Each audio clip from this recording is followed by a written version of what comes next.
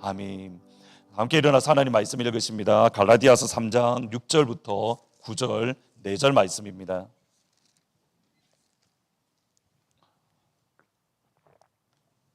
갈라디아서 3장 6절부터 9절 4절 말씀 같이 한 목소리로 같이 있습니다. 시작.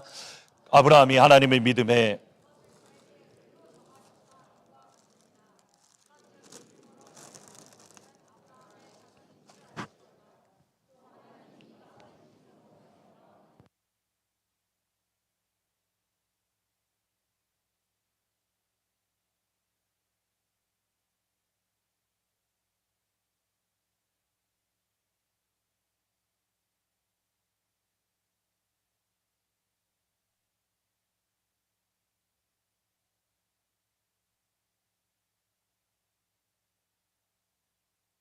나라를 대표하는 음식들이 각각 있습니다. 예를 들어서 한국 하면 가장 먼저 떠오르는 음식은 아무래도 김치일 것 같습니다. 베트남 하면 가장 먼저 떠오르는 음식은 아마도 쌀국수일 것 같습니다. 이탈리아 하면 피자나 또는 파스타 등을 떠올립니다. 여러분, 하트포드 제2장로교회라는 우리 교회 이름을 들었을 때에 여러분이 가장 먼저 떠올리는 음식은 무엇입니까? 물론 팬데믹 가운데 오셨던 분들은 도너츠밖에 생각이 안 나시겠지만 그 이전에 오셨던 분들은 저 같으면 제한테 가장 먼저 떠오르는 음식은 두부덮밥입니다. 이렇게 기억을 되돌아 보면 이렇게 팬데믹 전에 정말 두부덮밥을 거의 매주일마다 하셨던 것 같습니다. 아마 다음 주에 혹시라도 나올 가능성이 없지 않아 있지 않을까라는 생각을 조심스럽게 해봅니다. 비슷하게 하나님께서 나라와 민족의 특징들을 각각 말씀을 해주십니다. 이들의 특징은 이것이다. 예를 들어서 예레미야에서 하나님께서 강조하시고 비교하시는 민족과 사람이 있습니다. 예레미야 9장 26절에 보시면 곧 애국과 유다와 에돔과 암몬 자손과 모압과 및 광야에 살면서 살적을 깎은 자들에게라. 그 다음 보셔야 됩니다. 무릇 모든 민족은 할례를 받지 못했고 이스라엘은 마음의 할례를 받지 못했다. 할례라는 것은 하나님께서 선택하신 자녀 또는 하나님의 백성에게 보여주시는 영원한 표시입니다. 다시 이 표현을 들으셔야 됩니다. 할례는 하나님께서 선택하신 자녀 또는 하나님의 백성임을 보여주는 하나님께서 세우신 영원한 표시입니다. 그 할례를 기준으로 하나님은 민족을 구분합니다. 이방 민족들은 할례를 받지 못했고 이스라엘은 마음의 할례를 받지 못했습니다. 이방 민족이든 이스라엘 백성이든 모두 다 할례를 받지 못했고 따라서 하나님 앞에서 이방인과 이스라엘은 모두가 죄인입니다. 할례를 기준으로 하나님은 나라와 민족의 특징을 구분하십니다. 또 다른 구분법이 있습니다. 예레미야 10장 25절을 보시면 주를 알지 못하는 이방 사람들과 주의 이름으로 기도하지 아니하는 족속들에게 주의 분노를 부으소서. 그들은 야곱을 씹어 삼켜 멸하고 그의 거처를 황폐하게 하였습니다. 여러분, 이 구절을 보시면 주를 알지 못하는 이방 나라 사람들, 또 주의 이름으로 기도하지 않는 백성들, 하나님을 모르고 하나님의 말씀을 모르는 이방 나라 사람들, 그리고 하나님과 약속을 맺고 약속을 맺음으로 하나님의 언약 백성이고 또 하나님의 자녀이고 하나님의 말씀을 알고 있지만 그리고 동시에 주의 이름으로 기도하지 않는 사람들. 그러니까 하나님 입장에서는 주를 알지 못하는 이방 사람들과 주의 이름으로 기도하지 않는 백성들이 똑같은 사람들인 겁니다. 그러니까 하나님을 알면 기도합니다.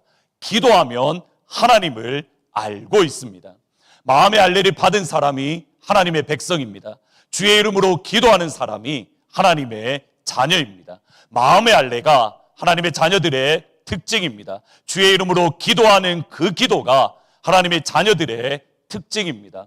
오늘 말씀은 하나님의 자녀가 누구이고 또 그 자녀들의 특징이 무엇인가 조금 다른 관점으로 바울이 선포하고 있습니다. 지금 갈라디아 교회의 마음과 영혼이 가려져 있습니다.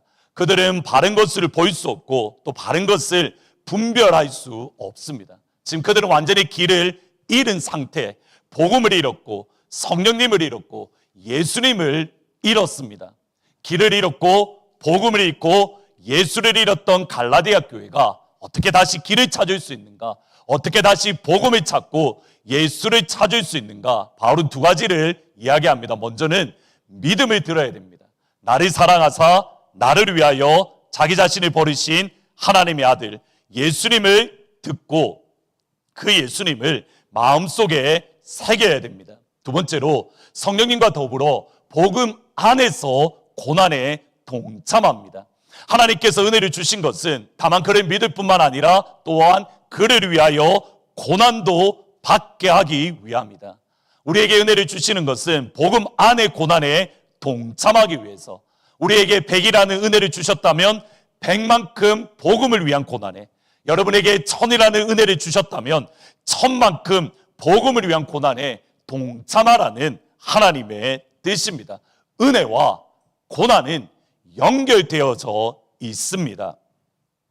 스티브 도나유가 쓴 사막을 건너는 6가지 방법이라는 책이 있습니다.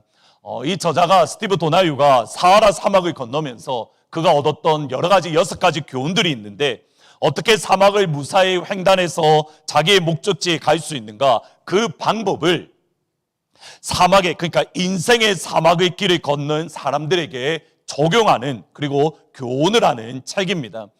먼저 사막을 건널 때 해야 될 첫 번째 방법은 뭐냐면, 지도를 따라가는 것이 아니라 나침판을 제가 일부 예배 때도 그랬는데, 이렇게 부산 사람들은 나침판 발음이 잘 안 됩니다. 혹시라도 제 발음이 이상하거든, 부산 사람이구나라고 생각하시면 말이 됩니다.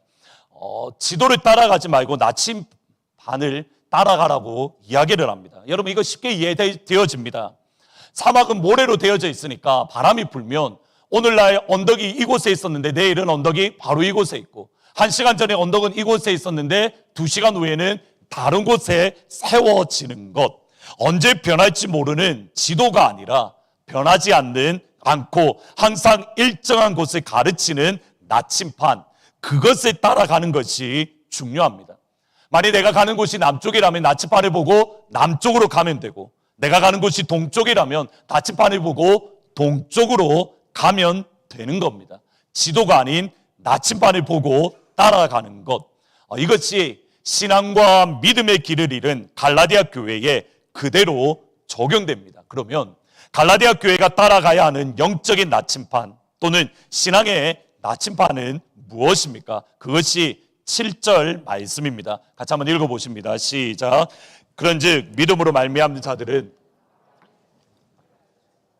믿음의 길 또는 신앙의 길을 잃었을 때에 우리가 확인해야 될 영적인 나침판, 우리가 지금 가는 방향이 바른가를 볼 수 있는 영적인 나침판 역할을 하는 것이 뭐냐면 아브라함의 믿음입니다. 우리의 믿음과 우리의 신앙이 아브라함의 믿음과 그것이 맞추어진다면 우리가 잃었던 길을 찾을 수 있고, 잃었던 믿음을, 잃었던 복음을 찾을 수 있습니다.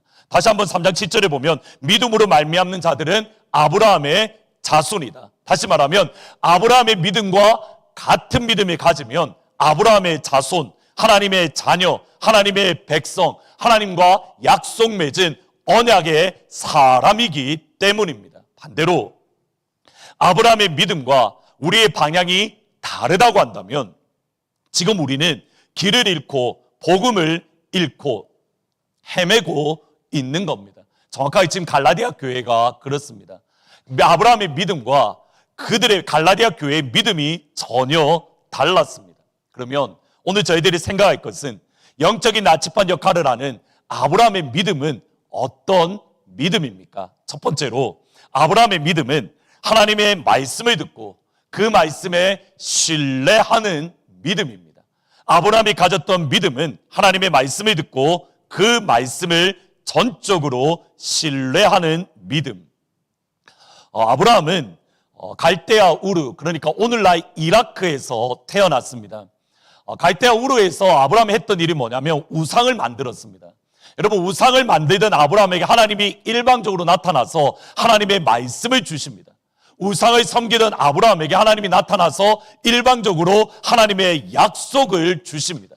여러분, 이것이 놀라운 축복입니다. 우리가 무언가를 해서가 아니라 우리가 우상을 만들고 있던 그때에, 우리가 우상을 섬기고 있던 그때에 하나님이 우리를 찾아와서 말씀을 주시고 하나님이 우리를 찾아와서 약속을 주십니다. 그 하나님의 약속과 그 하나님의 말씀에 따라서 아브라함은 갈대아 우르를 떠나서 그리고 그들은 하란에 머물렀습니다. 여기에 중요한 교훈이 있습니다. 하란은 하나님이 부르신 장소가 아닙니다. 하란은 하나님이 아브라함을 보내신 장소도 아닙니다.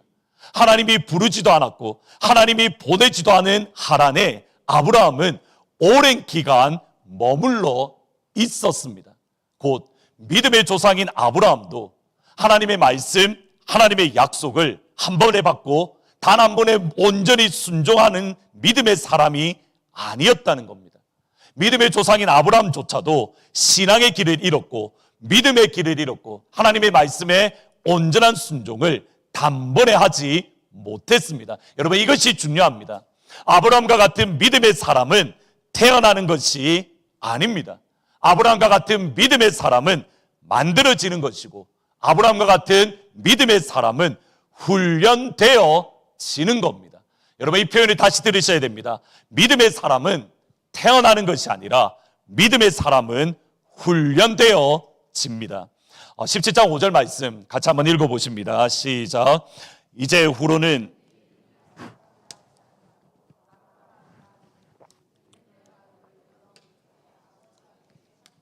여러분, 영어 성경에 보면 물론 히브리어의 시제는 큰 의미가 없지만 그럼에도 영어 성경에 보면 이렇게 번역을 합니다. I have made you a father of many nations.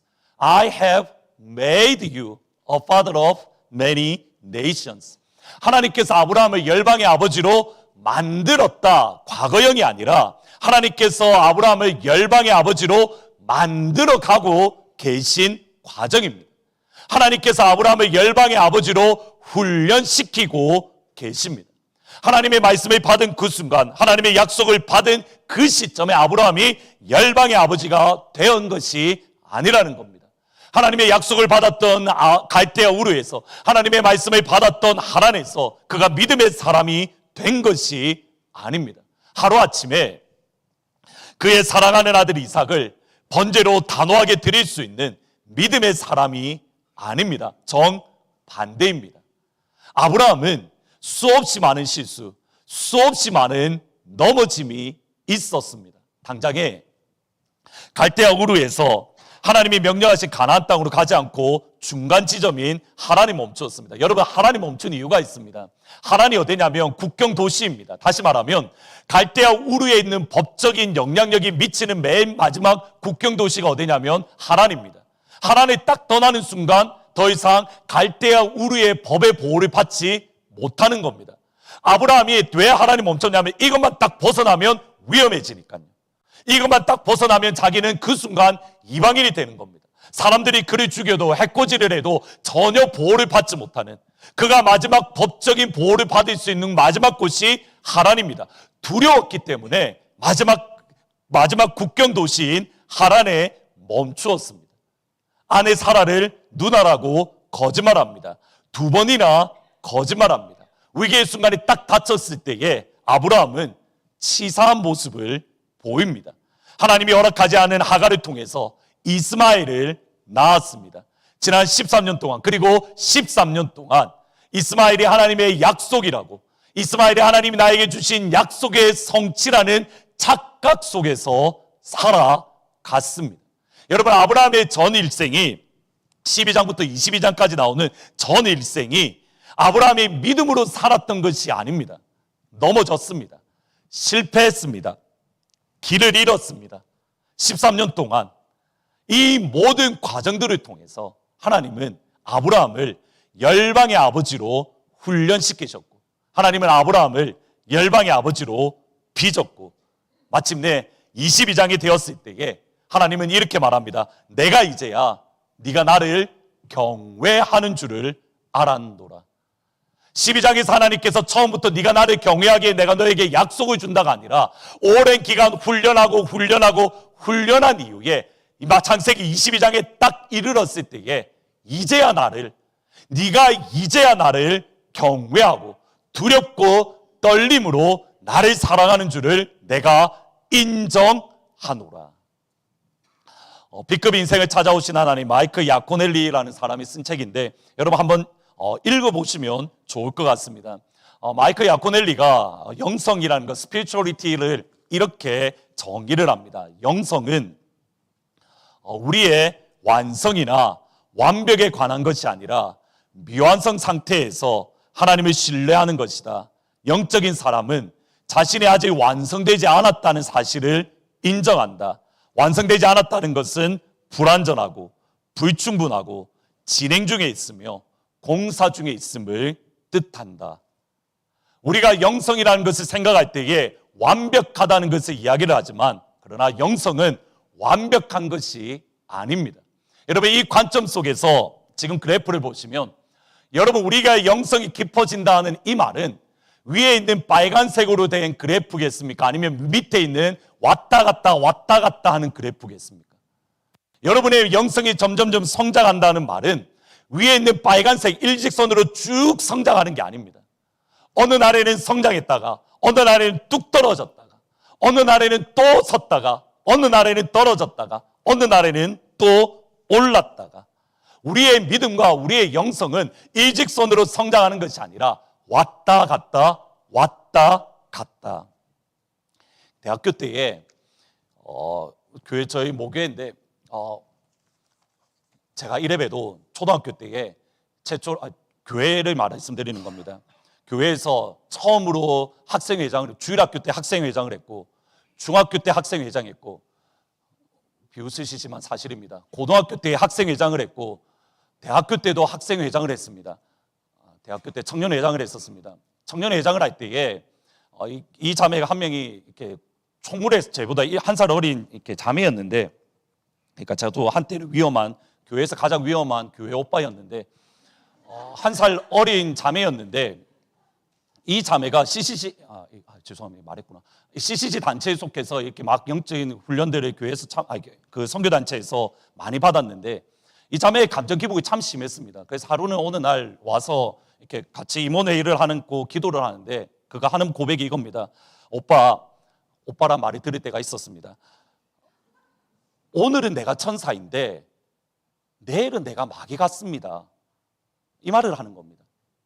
내가 오늘은 은혜를 받음으로 내가 너무 천사 같은데 내가 내일은 마귀 같다. 여러분, 믿음이 성장한다는 것, 우리의 영성이 깊어진다는 것은 마귀가 그 순간에 다 사라지고 우리 안에 천사 같은 모습만 나타난다? 아닙니다. 우리의 신앙이 자라난다 하더라도, 깊이 우리의 신앙의 연수가 길어진다 하더라도 여전히 내 안에는 마귀의 모습이 있습니다. 여전히 내 안에는 죄의 악된 모습이 있습니다. 그런데 영성이 깊어지고 믿음이 자라난다는 것은 그 시간이 짧아지는 겁니다.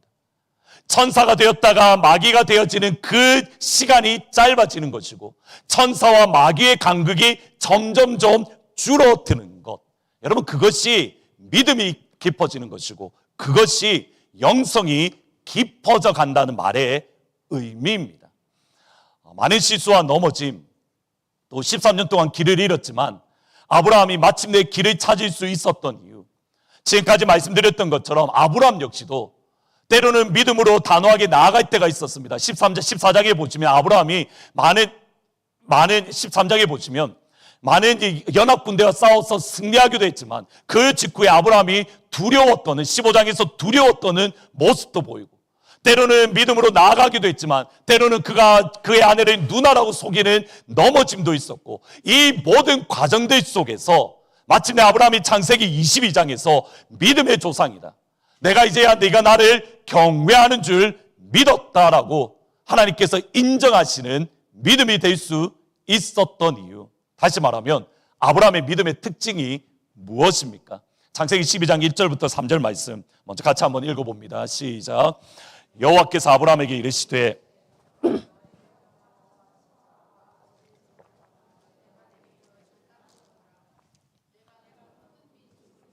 내게 복을 주어 내 이름을 창대하게 하리니 너는 복이 될지라. 너를 축복하는 자에게 내가 복을 내리고 너를 저주하는 자에게 내가 저주하리니 땅의 모든 족속이 너로 말미암아 복을 얻을 것이니라 하신지라. 하나님의 약속이 하란에 있는 아브라함에게 선포되어집니다. 하나님의 약속이 아브라함에게 선포되었을 때에 그 다음 반응이 4절입니다. 이렇게 말합니다. 이에 아브라함이 여호와의 말씀을 따라갔고 롯도 그와 함께 갔으며 아브라함이 하란을 떠날 때에 75세더라. 여러분, 아브라함의 생애 속에서 가장 중요한 특징은 뭐냐면 이겁니다. 이에 따라서 아브라함이 여호와의 말씀을 따라갔습니다. Just as Abraham left, so Abraham left, just as the Lord God had told him. 하나님께서 아브라함에게 말씀하신 것처럼 아브라함은 그곳을 떠났다. 여러분, 이것이 아브라함의 믿음의 특징입니다. 하나님의 말씀을 따라가는 것, 하나님의 약속을 따라가는 것, 말씀이 주어지고 약속에 대해서, 하나님의 약속에 대해서 반응을 하는 것. 여러분, 여기에 중요한 게 있습니다. 하나님이 아브라함에게 약속을 주실 때에, 하나님이 아브라함에게 말씀을 주실 때에 아브라함이 보일 수 있는 게 없었습니다. 아브라함이 잡을 수 있는 것도 없었습니다. 아니, 정반대입니다. 말씀을 따라갔는데 아무것도 보이지 않습니다. 말씀을 따라간, 약속을 붙들고 따라갔는데 온 세상이 캄캄합니다. 몇 년 전에 팬데믹 기간 동안 아버지가 소천을 하셨는데 정말 오래간만에 친척들, 저희 집은 북한에서 내려와서 친척들이 한 4-5 가정밖에 없는데 그럼에도 정말 오래간만에 친척들이 모두 모였습니다. 고등학교, 제 기억을 되돌아보면 고등학교 이후로 아마 처음 그렇게 같이 모였던 것 같은데 이런저런 대화를 나누는데 사촌형이 부산에서 이렇게 다들 올라오셔서 부산 사촌형과 대화를 나눴는데 그 사촌형이 누구냐면 지난 주일날 수영 가르쳐 준다고 계곡에 저를 빠뜨렸던 그 사촌형이 그 형입니다. 근데 오늘 설교를 준비를 하다가 그 형에 대한 또 다른 추억이 떠올랐는데 제가 국민학교 때에 그 형이 중학생이었는데 담배를 권했던 형입니다. 이렇게 말하면 그 형이 되게 불량 학생 같지만 공부 잘했고 모범생입니다. 담배를 피는 공부를 잘하는 모범생이었습니다. 근데 사촌 형이랑 이런저런 이야기를 하다가 갑자기 뜬금없이 저한테 하는 말이 이겁니다. 야, 수야, 이렇게 저는 수야라고 집에서 다들 부르는데 수야, 그래도 니는 성공했네. 제가 성공했다고요? 대답이 간단합니다. 야, 니는 미국에 살잖아. 여러분은 지금 다 성공하신 분들입니다. 그러니까 그래서 제가 솔직히 한마디 하고 싶었습니다. 한번 와서 살아보십시오. 이 말이 하고 싶었는데 어쨌든 미국에 사니까 성공하잖아. 여러분, 이게 아브라함의 상황입니다. 갈대아 우르를 떠나 하란으로 간 것, 그 당시 관점에서 보면 실패입니다. 하란을 떠나 가나안으로 간 것, 그 당시 관점에서 보면 더 이상 떨어질 곳이 없는 완전한 실패입니다. 여러분, 역사상의 역사를 다시 한번 보셔야 됩니다. 가나안에서 큰 민족이 일어나지 않았습니다. 역사상 가장 가나안에서 세상을 지배했던 나라는 한 군데도 없습니다. 반대로 아브라함이 떠났던 갈대아 우르라는 곳에서 일어났던 나라는 아수르, 바벨론, 페르시아. 아브라함이 떠났던 갈대아 우르에서 세상을 다스리고 어느 누구도 접근하지 못할 강력한 나라가 일어났습니다. 모두가 실패라고 말했던 그곳, 더 이상 내려갈 곳이 없었던 그곳에 하나님의 약속이 있기에 아브라함은 그곳으로 간 겁니다. 그곳에 하나님의 말씀이 있었기에 말씀을 따라갔습니다. 여러분, 이것만으로도 대단한 일입니다. 근데 더 큰 고민은 바로 여기에 있습니다. 약속을 따라갔습니다. 근데 약속이 이루어지지 않습니다. 말씀을 따라갔습니다. 근데 말씀대로 되지 않습니다. 오히려 하나님이 주신 약속, 하나님이 주신 말씀과 정반대의 일들이 일어납니다. 창세기 12장 6절 말씀. 아브라함이 그 땅을 지나 세겜 땅 모래 상수리 나무에 이르니 그때 가나안 사람이 그 땅에 거주했다. 여러분, 이 말 가운데 이상한 표현이 단 하나라도 있나요? 하나님의 말씀을 따라 그 앞부분에 보면 약속을 따라서 가나안 땅에 갔습니다. 이제 가나안 땅을 받으면 됩니다. 그러한 기대와 소망으로 가나안 땅에 들어갔습니다. 그리고 아브라함이 보았던 것이 그때에 가나안 사람이 가나안 땅에 살았다. 이상하지 않습니다. 미국에는 누가 살까요?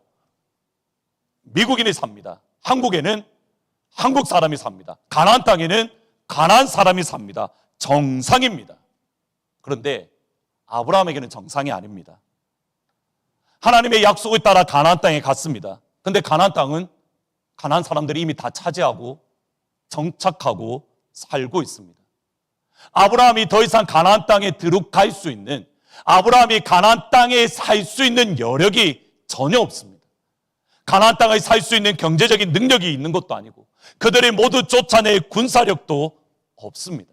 가나안 땅에 딱 들어갔을 때에 가나안 사람들이 사는 것을 보았을 때에 아브라함의 반응은 이겁니다. 뭐지? 하나님의 약속은 이 땅을 주는 건데 사람들이 이미 살고 있네. 내가 하나님의 음성 제대로 들은 게 맞나? 내가 하나님의 말씀을 제대로 들은 게 맞나? 이곳이 정말 하나님이 나에게 오라고 한 땅인가? 두 번째 아브라함이 경험한 것은 더 심각합니다. 12장 10절 말씀. 그 땅에 기근이 들었으므로 아브라함이 애굽 땅에 거류하려고 그리로 내려갔으니 이는 그 땅에 기근이 심했다.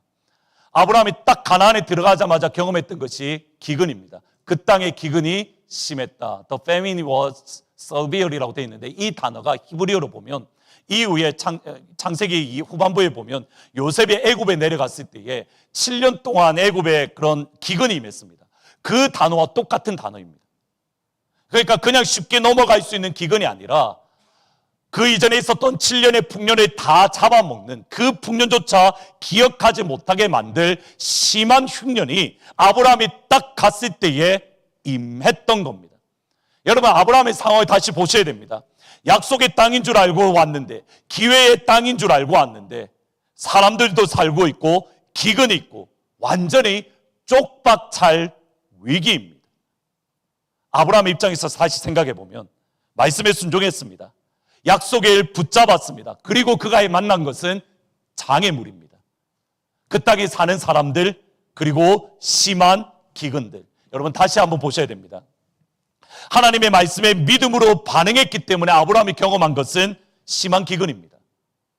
아브라함이 하나님의 약속을 붙잡았기 때문에 그가 체험한 것은 그 땅에 가나안 사람들이 살고 있었더라. 말씀에 붙들이 모든 것을 잃어버릴 위기입니다. 약속을 붙들이 모든 것을 쪽박찰 위기 가운데에 빠진 겁니다. 모든 것을 잃어버릴 수 있는, 아니 모든 것을 잃는다 해도 하나님의 말씀에 따르는 것, 하나님의 말씀에 순종하는 것, 하나님의 약속을 붙드는 것, 그것이 아브라함의 일생의 믿음의 특징입니다. 창세기 15장 4절 6절에 보시면 똑같습니다. 여호와의 말씀이 그에게 임하니라. 임하여 이르시되 그 사람이 내 상속자가 아니라 내 몸에서 날 자가 내 상속자가 되리라 하시고 5절에 그를 이끌고 밖에서 나가 이르시되 하늘을 우러러 무뼈를 셀 수 있나 보라. 또 그에게 이르되 내 자손이 이와 같으리라. 창세기 15장에 이르러서는 아브라함이 수없이 많은 재산들을 가졌습니다. 거부가 되었습니다. 근데 그것을 물려줄 자녀가 없을 때에 아브라함의 마음이 무너지는 겁니다. 분명히 모든 것을 가졌는데 모든 것이 없습니다. 그때 하나님이 아브라함에게 다시 말씀을 주시고 약속을 줍니다. 네가 데리고 있는 종이 너의 상속자가 아니라 너희가 낳는 자녀가 너의 상속자가 되리라. 여러분, 15장 4, 6, 5절까지 아무것도 없습니다. 아무것도 보이지 않습니다. 딱 하나 아브라함이 보일 수 있는 거 하늘의 별밖에 없습니다. 캄캄한 밤 가운데에 하늘의 별밖에 볼 수 없습니다. 그 하나님의 약속이 선포되었을 때에 아브라함의 반응이 15장 6절입니다. 같이 한번 읽어보십니다. 시작. 아브라함이 여호와를 믿으니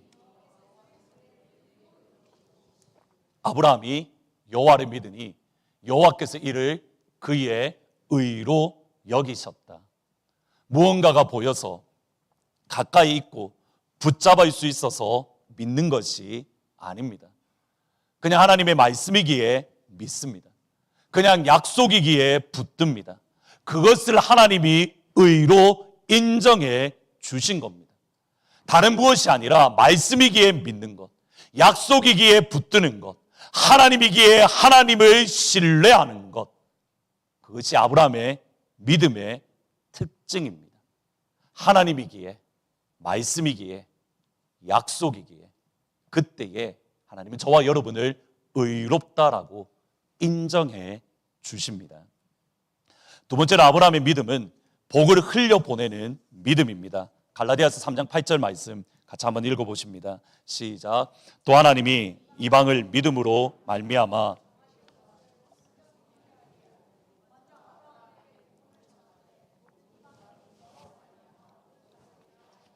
여러분 이 말씀을 다시 한번 가만히 보셔야 됩니다.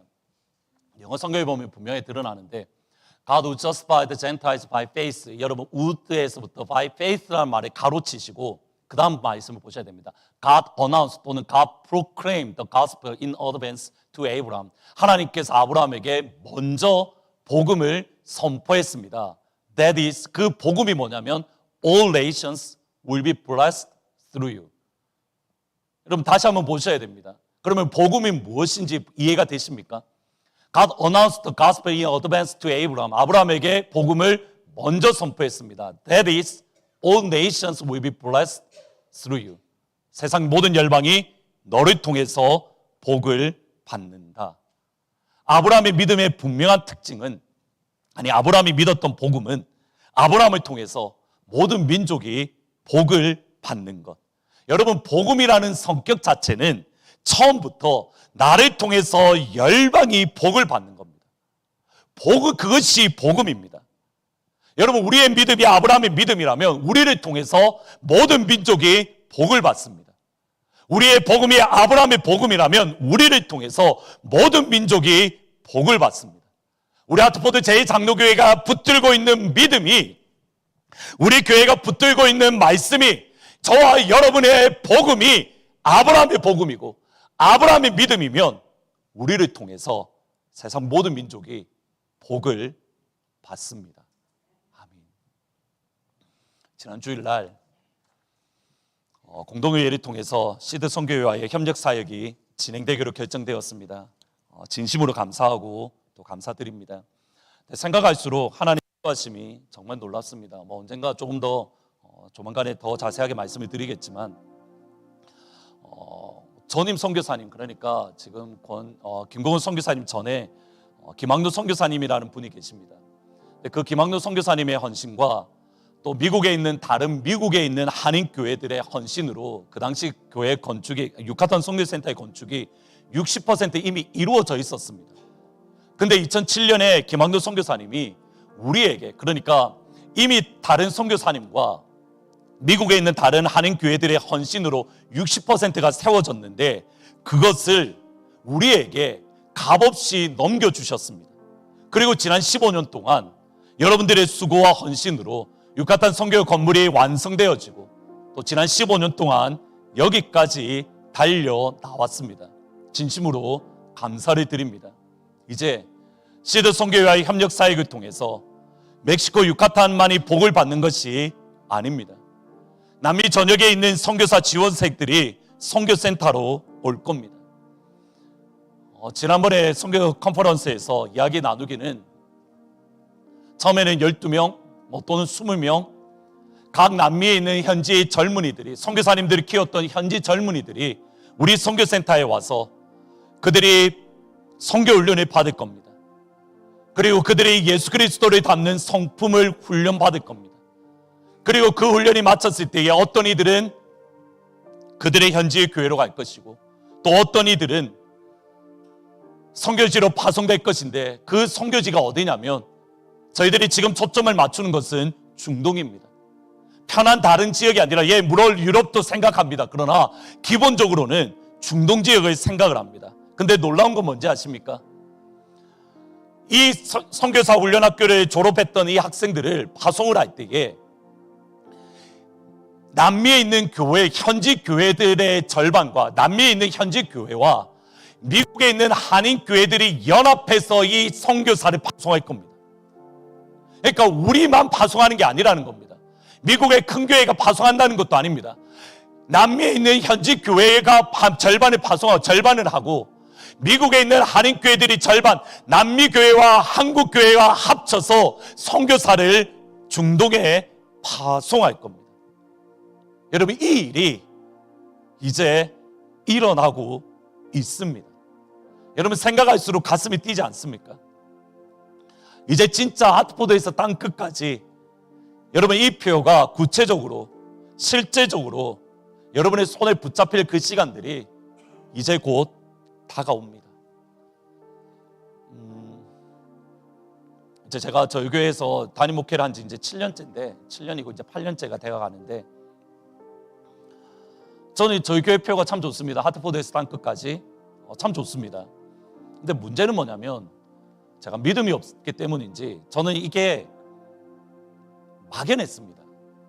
그냥 우리가 있는 자리에서 뭐 선교사님 30명, 35명 뭐 파송 협력 선교사하고 협력하는 것, 그것으로 우리는 우리의 할 일을 그래 우리 정도에서 이 정도 사역하는 것 그것만으로도 충분히 감당하고 있어. 사실 이것이 괴리감이 저한테 분명히 있었습니다. 근데 지난 작년 8월 달부터 지금 올해까지 시간이 지나면 지날수록 여러분 하트포드에서 땅끝까지가 그냥 막연한 비전이 아니라 하나님께서 구체적으로 이루어 가심이 보입니다. 우리는 오병이어 조그만 것을, 어린아이가 먹을 오병이어 조그만 것을 하나님께 드렸습니다. 여러분 기억하십니까? 제가 처음에 말씀드렸던 것 60%가 이미 이루어졌던 것을 우리가 공짜로 받았습니다. 그것에 대해서 우리가 오병이어로 열심을 다했습니다. 이제 이 일을 통해서 하나님은 5,000명이 먹이는 역사들이 이제 곧 일어나고 있습니다. 하트포드 제1장로교회를 통해서, 우리 교회를 통해서, 여러분을 통해서 열방이 복을 받는 그날, 그 시간이 이제 곧 다가오고 있습니다. 여러분의 믿음이 아브라함의 믿음입니다. 여러분이 가지고 있는 복음이 예수 그리스도의 복음입니다. 일부 예배분들에게는 제가 그 말씀을 드렸는데 3부 역시도 마찬가지입니다. 일부 예배는 아무래도 어르신들이 많으니까 제가 그 말씀을 드렸습니다. 갑자기 뭐 설교 원고에 없는데 그 말씀이 너무 드리고 싶어서, 모세가 비스가 산에서 지난 40년을 되돌아보면서 가나안 땅을 가만히 바라보면서, 하나님, 내가 지난 40년 동안 수고했는데 하나님 단 한 번만이라도 그 가나안 땅에 내가 밟아보고 싶습니다라는 기도를 간절하게 드립니다. 진심으로 축원하고 축복합니다. 이제 진짜 딱 한 발만 내딛으면 됩니다. 딱 한 발을 내딛는 그 순간, 여러분은 지금까지 하나님께서 우리에게 붙들어 주셨던 하트포드에서 땅끝까지 가나안 땅을 받는 역사들이 저와 여러분에게 일어납니다. 하나님이 지금 그것을 준비하고 계십니다. 하나님이 이 일을 위해서 우리를 부르셨고, 우리가 가지고 있는 오병이어를 하나님께 드리기를 원했고, 이제는 하나님이 그것을 뜯어서 5,000명에게 먹이고 계십니다. 이사야 60장 1절부터 3절 말씀, 일어나라, 빛을 발하라, 이는 내 빛이 이르렀고 여호와의 영광이 내 위에 임하였음이라. 보라, 어둠이 땅을 덮을 것이며 캄캄함이 만민을 가리려니와 오직 여호와께서 내 위에 임하실 것이며 그의 영광이 내 위에 나타나리니 나라들은 내 빛으로, 왕들은 비치는 내 광명으로 나아오리라.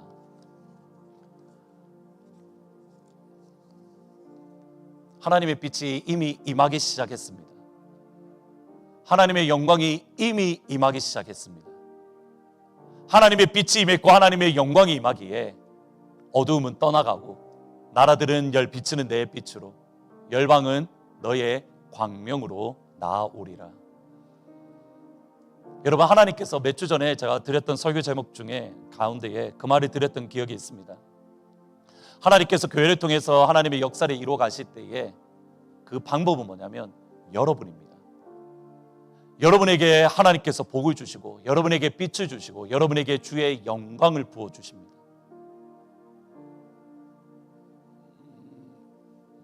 지난 금요일 날 금요 기도회 때 여기서 기도할 때 눈이 번쩍거렸고, 또 지난 3부 예배 때에 기도하는 가운데에 제 눈이 번쩍거렸다. 하나님, 이것이 하나님이 저에게 주셨던 사인이고 주의 성도들 가운데에 눈이 연약한 부분들이 예수의 이름으로 치료받을 겁니다 라고 선포했습니다. 저는 여전히 그거 확실하게 믿습니다. 보이지 않고 일어나지 않는다 하더라도 하나님의 시간에 일으켜 주실 줄 믿습니다. 하나님이 그 일을 시작하셨습니다. 주의 이름으로 축원합니다. 하나님께서 여러분에게 빛을 비춰 주실 때에, 하나님께서 여러분에게 영광을 부어 주실 때에 그 빛과 영광을 통해서 세상 모든 민족의 복을 받는 그 축복이 임하기를 예수 그리스도의 이름으로 축원합니다.